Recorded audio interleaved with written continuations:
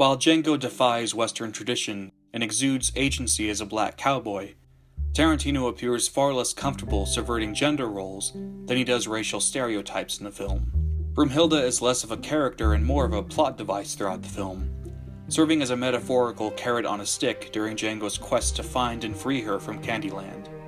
In fact, as Schultz teaches Django, her German name comes from a German legend where a hero must rescue a girl named Broomhilda from a tower and a dragon who guards it. And there, Broomhilda shall remain, unless a hero arises brave enough to save her. Does the fellow rise? Yes, Django. As a matter of fact, he does. While a damsel in distress is not uncommon among classic Western films, for a modern, racially charged Western, Broomhilda's limited and static role in the film is disappointing. In flashbacks and when they reunite at the end of the film, it is clear that Django and Broomhilda love each other. However, she lacks agency and is somewhat objectified. Throughout the film, Broomhilda is often the target of physical and implied sexual violence, and the inclusion of such violence is a double-edged sword. On one hand, seeing Broomhilda whipped, branded, locked in a metal hotbox under the scorching southern sun, exposed against her will, and having her life threatened on multiple occasions throughout the film, exposes the audience to the evils of an American society that thought of Africans as property and as subhuman. The irony of supposedly moral, decadently dressed, white Christian men and women perpetuating this evil is not lost on Tarantino, and is perhaps best summarized when Candy says, Dr. Schultz is my guest. Hildy is my nigga. Southern hospitality dictates I make her available to him. This treatment towards Broomhilda effectively highlights the experience of black slaves, women in particular. However, for Broomhilda as a character, and for her own narrative growth, the torture is near meaningless and is often exploitative. In *Inglourious Basterds*, Tarantino's previous film, which features an interwoven narrative of Jewish vengeance during World War II, 4 Allied undercover operatives seek to sabotage a Nazi film premiere held in France. One of the spies is a woman, Brigitte von Hammersmark.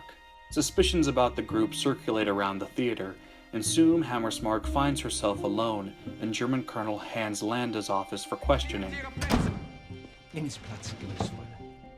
After he deduces that she is a spy, he does not arrest or shoot her.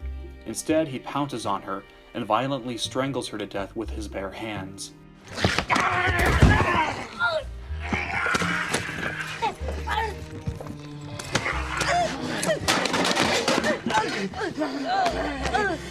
The camera never sexually exploits her despite her vulnerable physical position and low-cut film premiere dress, but Tarantino still makes an awfully gruesome show out of her death.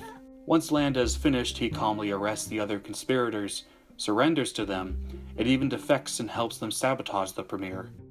And it was my placement of Lieutenant Drain's dynamite in Hitler and Goebbels' opera box that assured their demise. By the way, that last part's actually true. Hammersmark, the only female spy, is the only one he violently murders. He may have killed her because she was a German who defected, but he also defects in the following sequence. Hammersmark's murder is an excellent example of the exploitative violence against women in Tarantino's films, and much of the bizarre logic behind Hammersmark's treatment carries over into the treatment of Broomhilda in Django Unchained. As previously mentioned, Broomhilda is subject to violence throughout the film, and while it paints a haunting picture of American slavery, her suffering does little to affect her as a character. Instead, Broomhilda's suffering is used to emotionally affect Django, shape his story, and strengthen his resolve. An excellent example of this occurs when Django and Schultz arrive undercover in Candyland.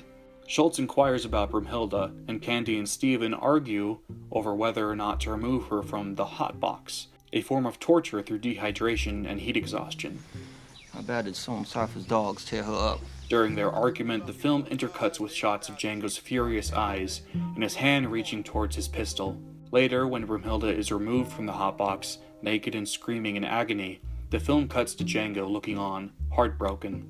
In some ways, it is a tender moment, but for Broomhilda, this scene serves no greater purpose. A few scenes later, she will be back in a similar torturous or life-threatening position. And again, and again, and again, with no change occurring for her character. The point of the scene is not what is happening to Broomhilda, it is how what is happening to her affects Django and furthers his story. Is you coming with me, or is you gonna sleep in that little box over yonder? The violence directed towards her is particularly disturbing, giving the precedent in American society, both in the 1850s and now, to ignore violence directed towards black women. It is possible that Tarantino may be trying to commentate on this fact, given how little attention white characters around Broomhilda pay to her suffering.